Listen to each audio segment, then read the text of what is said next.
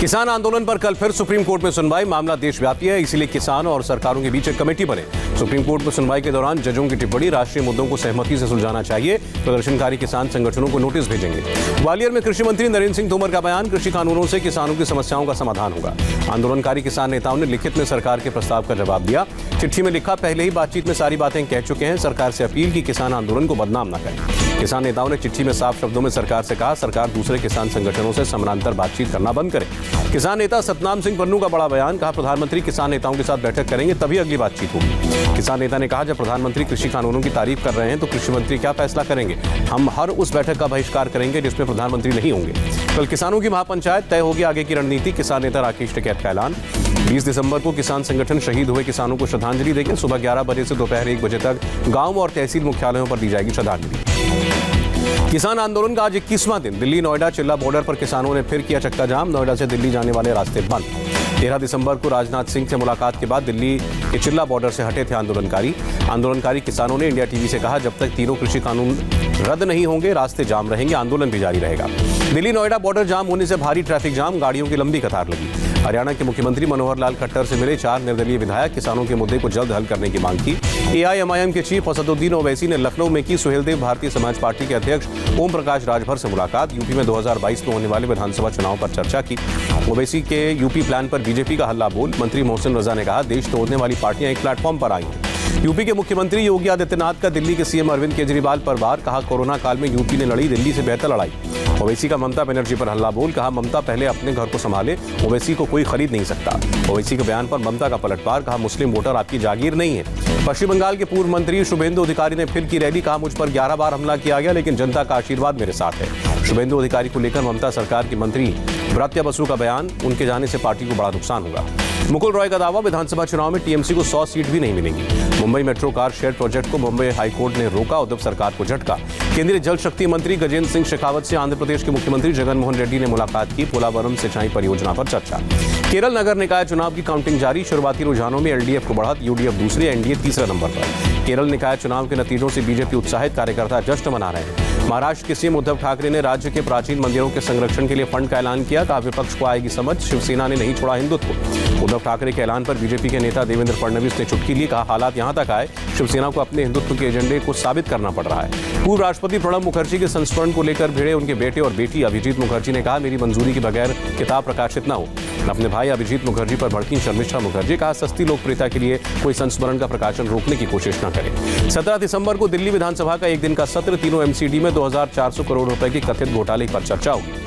गुजरात में आज से गैर कानूनी तरीके से कोई जमीन पर कब्जा नहीं कर सकेगा। भूमि कब्जा निषेध अधिनियम लागू, 10 से 14 साल तक की सजा का प्रावधान। उपराष्ट्रपति एम वेंकैया नायडू ने कलाकारों से की अपील, नृत्य और संगीत से दुनिया में अहिंसा, शांति और सद्भाव का पैगाम भेजें। G7 की बैठक में हिस्सा लेने अगले साल इंग्लैंड जाएंगे प्रधानमंत्री मोदी। बोरिस जॉनसन के निमंत्रण को स्वीकार किया। ब्रिटेन के विदेश सचिव डोमिनिक रैब ने आज प्रधानमंत्री नरेंद्र मोदी से मुलाकात की। भारत और ब्रिटेन के बीच रणनीतिक भागीदारी पर चर्चा। शिक्षा मंत्री रमेश पोखरियाल निशंक से भी मिले ब्रिटेन के विदेश सचिव।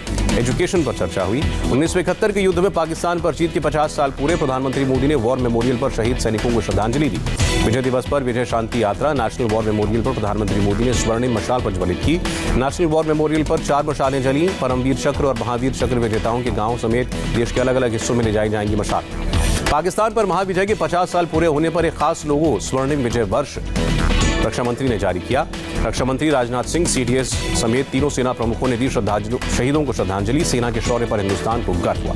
राष्ट्रपति रामनाथ कोविंद का ट्वीट लिखा, विजय दिवस पर सैनिकों की वीरता को याद कीजिए। विजय दिवस के मौके पर रक्षा मंत्री राजनाथ सिंह ने सेना के पराक्रम को नमन किया। भारत की महाविजय के 50 साल पूरे। 93,000 सैनिकों के साथ पाकिस्तान ने टेके घोटे। 1971 विजय दिवस की गृहमंत्री ने दी देशवासियों को शुभकामनाएं। सेना के पराक्रम पर हिंदुस्तान को गर्व। विजय दिवस पर राहुल गांधी का ट्वीट, ऐतिहासिक जीत के उत्सव पर सेना के शौर्य को नमन। विजय दिवस के मौके पर श्रीनगर में चिनार कोर के GOC lieutenant general BS Raju ने शहीदों को श्रद्धांजलि दी। कहा घाटी के भटके हुए युवाओं को मेन स्ट्रीम में लौटने की उम्मीदें बढ़ी। ईस्टर्न कमान एरिया के लेफ्टिनेंट जनरल अनिल चौहान का बड़ा बयान, गलवान में हुई हिंसक झड़प के बाद दोनों देशों की सेनाओं को एक दूसरे पर भरोसा करने में वक्त लगेगा। नौशेरा सेक्टर में एलओसी के पार 2 पाकिस्तानी सैनिक ढेर। भारतीय सेना ने सीज फायर का मुंह तोड़ जवाब दिया। भारतीय सेना में महिला अफसरों को मिलना शुरू हुआ स्थायी commission. Lieutenant colonel Aarti Tiwari और रोहिना वर्गीस को मिला स्थायी कमीशन। सूरत के हजीरा में स्वदेशी इंटरसेप्टर बोट कोस्ट गार्ड में शामिल घुसपैठ तस्करी पर लगाम लगाने की कोशिश। यूपी के संभल में गैस टैंकर और बस की टक्कर, हादसे में 7 की मौत। आगरा में इंडियन ओवरसीज बैंक से 56 लाख रुपए की लूट, आरोपियों को पकड़ने के लिए 10 टीमें गठित। गुरुग्राम में हरियाणा रोडवेज की बस ने इको कार में मारी जोरदार टक्कर, भाई बहन समेत 3 की मौत। घटना सीसीटीवी में रिकॉर्ड हुई। दिल्ली में विदेशी नागरिकों को ठगी का शिकार बनाने वाले 54 लोग गिरफ्तार। मोतीनगर में फेक कॉल सेंटर चलाते थे, विदेशी नागरिकों को लीगल केस में फंसाने की धमकी देकर फंसाते थे। 4000 लोगों से 80 से 90 करोड़ रुपए की ठगी का मामला। देश में कोरोना की रफ्तार में गिरावट जारी। पिछले 24 घंटे में 26,382 नए केस, 387 मौतें। देश में कोरोना के 3 लाख के ऊपर एक्टिव केस, 94 लाख मरीज ठीक होकर वापस घर लौटे। भारत में कोविड से मौत के मामले दुनिया में सबसे कम। कोरोना से देश में मृत्यु दर 1.45%। देश में प्रति 10 लाख लोगों पर कोरोना के 7,178 मामले। देश के 5 राज्यों में कोरोना के सबसे ज्यादा केस, उत्तर प्रदेश, छत्तीसगढ़, पश्चिम बंगाल, केरल और महाराष्ट्र में कोरोना के 56% मरीज। कोरोना से पीड़ित हरियाणा के स्वास्थ्य मंत्री अनिल विज की हालत में सुधार नहीं। पीजीआई रोहतक से गुरुग्राम के मेदांता हॉस्पिटल शिफ्ट किया गया। बिहार में लोगों को मिलेगी कोरोना की मुफ्त वैक्सीन। बिहार कैबिनेट ने प्रस्ताव पर मुहर लगाई। बीजेपी ने बिहार विधानसभा चुनाव में वादा किया था। देश में कोरोना मामलों की संख्या 99,32,000 के पार हुई। एक्टिव केस की संख्या घटकर 3,30,000। महाराष्ट्र में एक दिन में कोरोना के 3,422 नए मामले, 70 मरीजों की मौत। महाराष्ट्र में कोरोना की जांच के लिए RT-PCR के रेट में 6ठी बार कटौती। अब निजी लैब में 700 रुपए में टेस्ट होगा, फिलहाल 980 रुपए रेट है। मुंबई में पिछले 24 घंटे में 521 नए केस, 7 मरीजों की मौत। मुंबई में महालक्ष्मी जंबो कोविड सेंटर को किया गया बंद, कोरोना केस में कमी की वजह से BMC का फैसला। दिल्ली में कोरोना के 1,617 नए मामले, एक दिन में 41 की मौत। दिल्ली के स्वास्थ्य मंत्री सत्येंद्र जैन का बयान, मई के बाद पहली बार पॉजिटिविटी रेट 2% से कम हुआ। वैक्सीनेशन के लिए स्वास्थ्य मंत्रालय की तैयारी, देश में 29,000 कोल्ड चेन पॉइंट्स बनाए गए। कोविड वैक्सीन पर स्वास्थ्य सचिव का बड़ा बयान, कहा टीकाकरण के बाद मरीजों पर दिख सकते हैं प्रतिकूल प्रभाव। यूपी के परिवार कल्याण विभाग ने रद्द की सभी कर्मचारियों की छुट्टियां, कोरोना वैक्सीनेशन के मद्देनजर लिया गया फैसला। ओडिशा में कोरोना के 407 नए मामले, राज्य में 3,073 एक्टिव केस। तेलंगाना में 536 नए केस, 7,183 एक्टिव मामले। केरल में 5,218 से ज्यादा नए मामले आए। 24 घंटे में 5,066 और कोरोना मरीज ठीक हुए। गुजरात में कोरोना से 1,110 लोग संक्रमित हुए, 11 की मौत। मिजोरम में 31 नए मामले, राज्य में कोरोना के 3,894 मरीज ठीक हुए। तबलीगी जमात पर दिल्ली पुलिस को एक और झटका, कोर्ट ने 36 विदेशियों को बरी किया। WHO ने जारी की बड़ी चेतावनी, कोविड महामारी के लंबे समय तक चलने से युवा होंगे प्रभावित। अमेरिका के रक्षा सचिव क्रिस मिलर को लगाई गई कोरोना वैक्सीन। यूएस ने 16 रक्षा स्थलों में टीकाकरण का काम शुरू किया। जर्मनी में आज से फिर लगेगा लॉकडाउन। लोगों ने एक दिन पहले की क्रिसमस की खरीदारी। 16 जनवरी तक बंद रहेंगी बाजार और दुकानें। दिल्ली एयरपोर्ट पर धुंध का असर, लो विजिबिलिटी से निपटने के लिए उठाए गए कदम। शीतलहर से कांपी दिल्ली में तापमान 4.1 डिग्री तक गया, सीजन का सबसे ठंडा दिन। मौसम विभाग के मुताबिक आज 3 डिग्री तक जा सकता है तापमान। शुक्रवार तक राहत के कोई आसार नहीं। कश्मीर के गुलमर्ग में रिकॉर्ड ठंड, ऊंचाई वाले इलाकों में हल्की बर्फबारी के आसार। हिमाचल के सोलन में सर्दी का कहर, खेतों में जमी बर्फ, पानी में जमी बर्फ की परत। इंसानों से लेकर जानवर सब बेहाल, तापमान माइनस में।